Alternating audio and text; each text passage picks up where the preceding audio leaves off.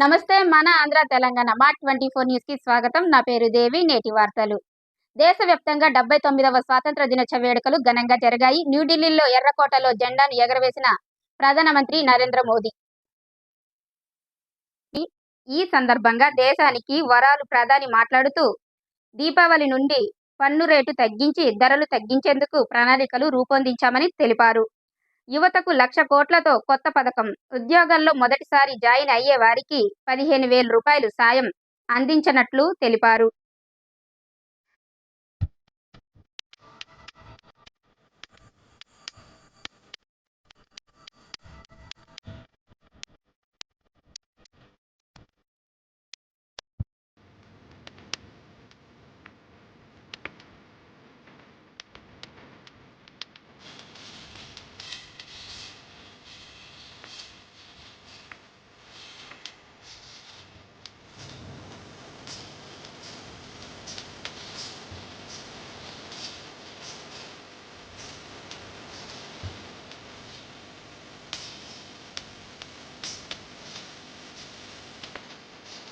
ఇటు తెలంగాణలోనూ పంద్రాగస్టు వేడుకలకు ఘనంగా జరిగాయి. గోల్కొండ కోటలో జెండా ఎగరవేసిన సీఎం రేవంత్ రెడ్డి అధికారంలోకి వచ్చాక ఎన్నో కొత్త పథకాలు తీసుకొచ్చి మాట నిలబెట్టుకున్నామని అన్నారు.